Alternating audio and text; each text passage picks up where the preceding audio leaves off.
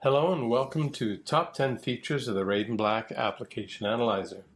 This video is designed to highlight some core features of this product that will immediately be useful to most, if not all, WebReport developers or people who support WebReport-based developments.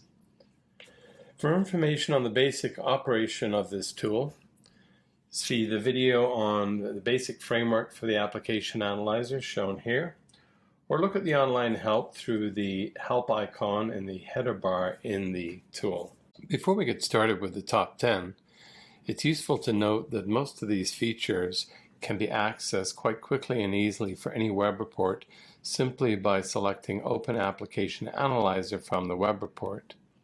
When you do that, it will not only mount the web report and display all of the metadata in tabs, but you can then access the content through the Content tab, and if needs be, maximize the screen to continue your editing. Now let's look at the first item in our top 10 list. Number 1, stepping or jumping between versions. We're going to look at a feature that makes it easy to step between or jump between different versions of content for a web report. This feature is supported by this control that is prominently displayed near the top left of the screen. You'll see a list of selectable versions with a date for each one and left and right arrows allowing you to go forwards and backwards through the different versions. Because all of the dates are displayed, you can more easily choose how far to go back. For example, if you'd been working on a new feature in a web report for a day or so, and you wanted to look back at an earlier version before you started, in this case you'll see we go from August 29th to May. Having selected that earlier version, you could then continue to step backwards or forwards to find what you want. Number 2, diff or comparison tool for versions. The diff feature is related to the previous feature in that you can compare these different versions side by side. This feature is managed with this icon. If you've already selected an earlier version of the source code, when you click on the Compare Versions, you'll automatically get that version that you selected along with the most recent version. On the right-hand side, we can select and jump down through the various changes that it's identified as far as you want or until you find whatever it is you're looking for. Let's try a use case to demonstrate how the version comparison can be used. Here we see that in version 8 there was an else clause and it disappeared in version 12. We can now step through, say version 9, we see the else clause is still there, and in version 10 it disappeared. To make this even clearer, we could select on the other side version 9, and now we see fairly specifically what happened in here and where that disappeared. It's worth noting that the diff feature or compare feature can also be used without going into the editor. When you load an object from the Inspector tab, you'll also have a version list, and that'll show you all or most of the versions. In fact, if you have more, you can expand this and you'll get up to 100 versions. And for each version you look at, you can select compare with the current version or compare with the previous version. And you get the same interface, just that you can access it and look at it without going into the Content tab. That brings us to feature number 3, comprehensive, fast tag and sub-tag autocomplete. The existing WebReports editor has some autocomplete capability. We've built that out with a similar editor, but to include all of the tags and sub-tags and numerous snippets that are all available to you as soon as you start to type. So as you start to type any characters, you'll get gradually matches appearing from sub-tags to report tags to content control tags. You can turn off the autocomplete with this control here. And there's a short menu of help shortcuts which you can use to shorten these lists. So for example, if you want content control tags, it's a shortcut for that. If you're looking for more report tags, you look for it like that. And sub tags, you see we have a list of matches from the sub tags. You can also start to type something like a $sign will prompt you with available constants, or you can select a blank and type in your own name. Similarly for parameters, and any existing or available variables will show up on a list too. And again, you can add in a blank if there's no existing variable. On top of this basic matching, there are several snippets. So for example, you can start to type content control tag if, and it fills in an if block. We could from there start to type in maybe a variable.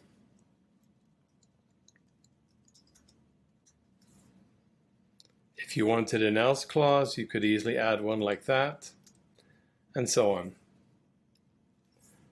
Similar thing for the for loop. It fills in a variable which you can overwrite. And as if you change something like the variable name here, it reflects it elsewhere in these example tags that you might be able to use. Number 4, better validation of WebReport syntax.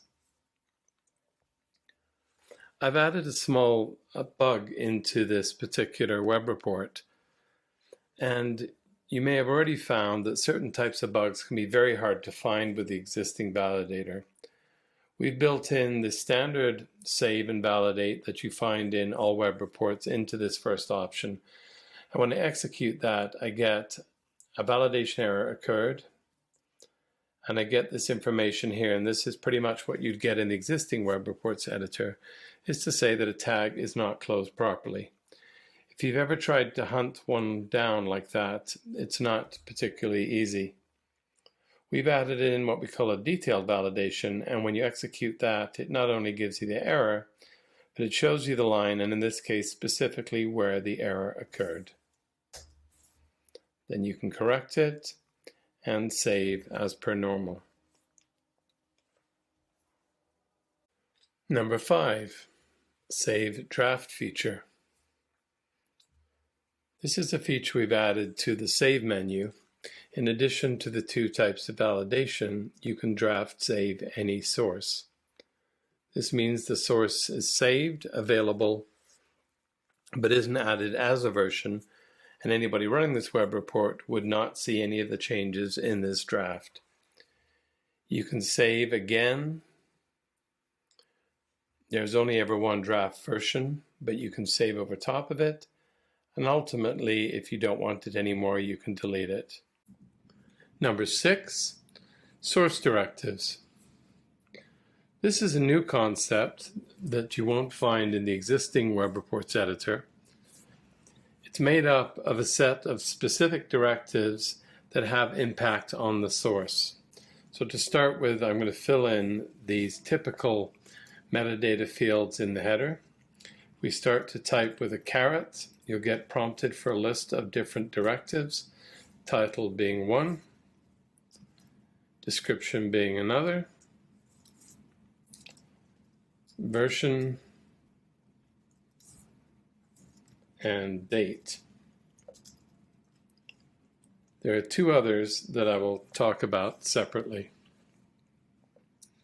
Having added these directives, when you actually save the source, it will fill in for all of the directives with the title of the web report, the description as it existed for this web report, the current version in Content Server, and the current date and time. These fields can be useful to reconcile the source with a specific version of web reports, and it helps you to fill in some of this information and have it match the metadata of the web report. As I mentioned before, there are 2 other directives that we'll talk about now. These are begin script and end script, and they can be used to bracket a chunk of web report script. like this. These directives are used to condense and remove white space that is unwanted that you get when you include if statements, for loops, and things like that that are not designed for output but purely for scripting. Traditionally, there have been a few different approaches to solving this problem. For example, for some customers, just removing all of the white space, which makes it very difficult to read. Adding in comments to map out all of the white space, which is very tedious. And an approach we've used where we compressed all of the source and then kept all of the formatted source within a comment. So how does this feature work?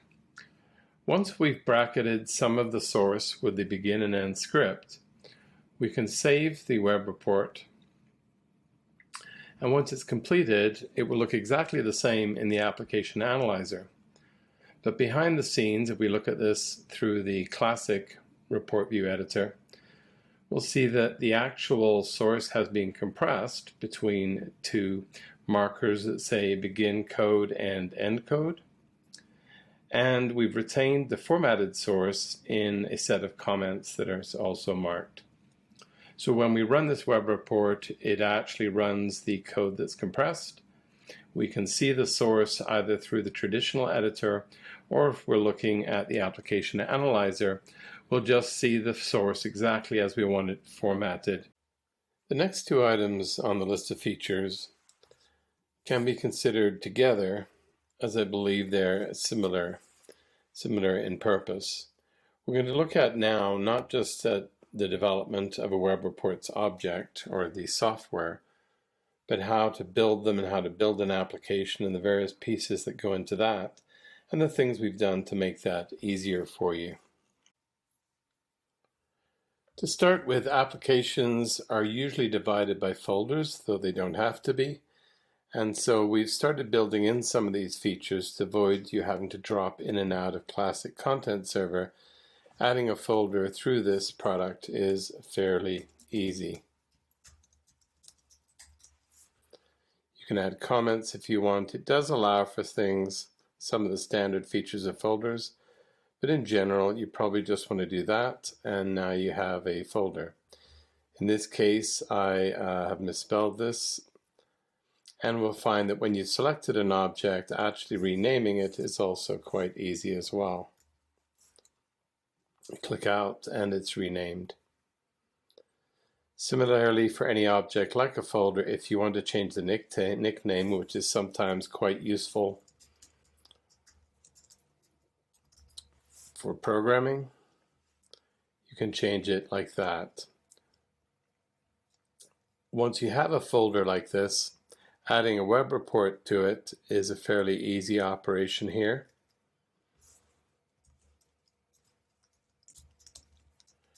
Really beyond adding the name and maybe some useful comments. You have access to all the default report views, but we've also created a mechanism where you can create your own with this name, and it will automatically default to this. And we've created one ourselves, which includes all of our standard copyright information and all that kind of thing. So we create a web report.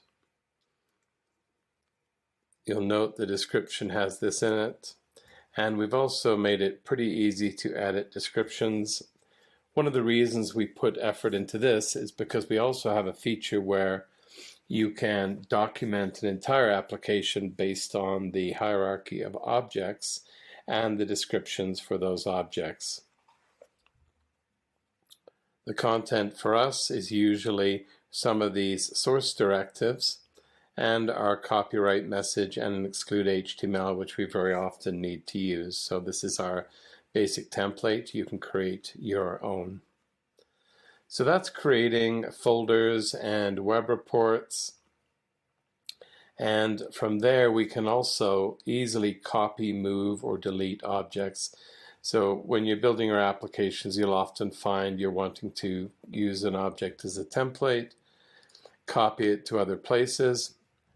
We've got a copy and move paradigm where it will prompt you for recently used folders. You can open these things up if there's anything in them that is selectable, and you'll get something like this. If I pick sample folder, I can simply click it like that if I don't need to make any changes. I copied it into the same folder, so it's renamed it, but these are all the typical sorts of things that you might want to do when you're building an application.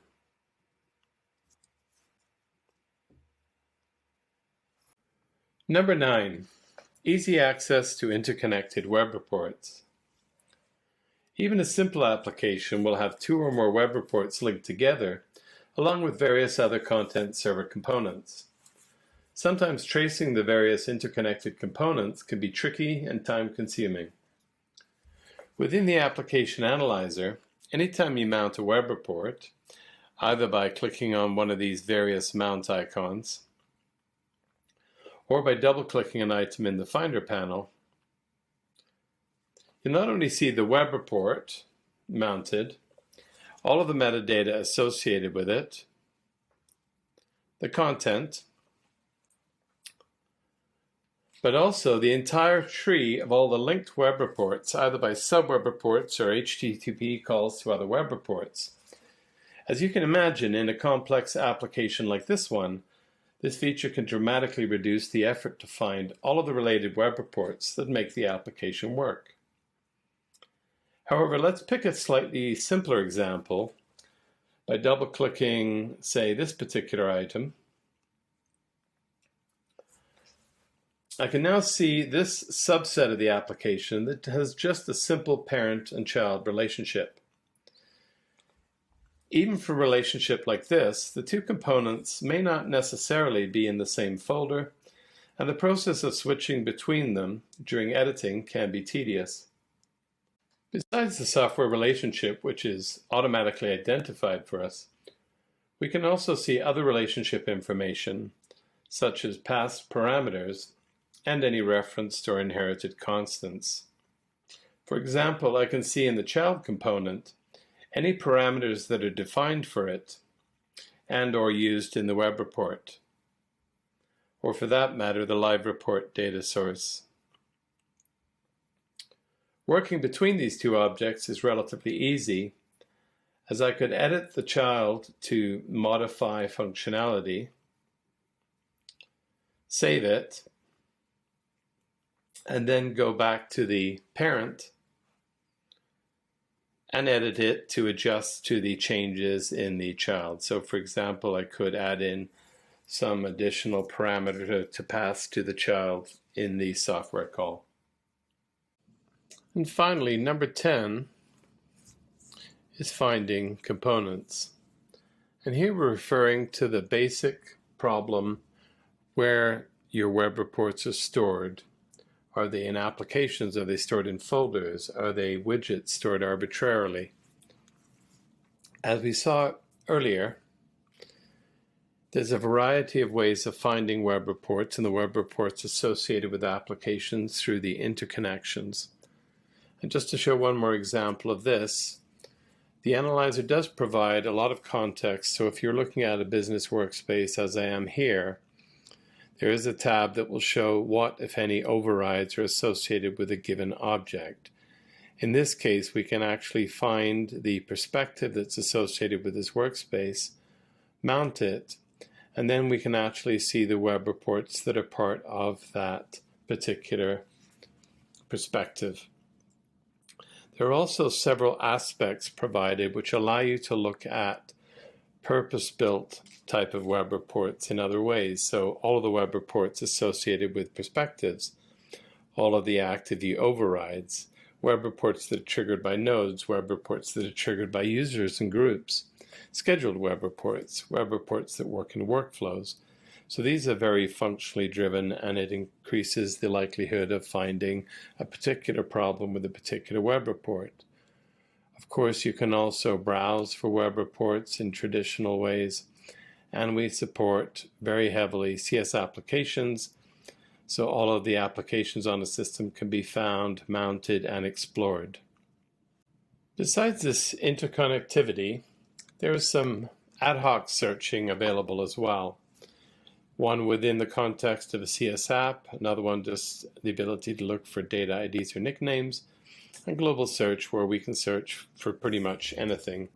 In this case, just as a random example, I'm going to look for the subtag called pluck in web reports, and I get back a fairly long list of items.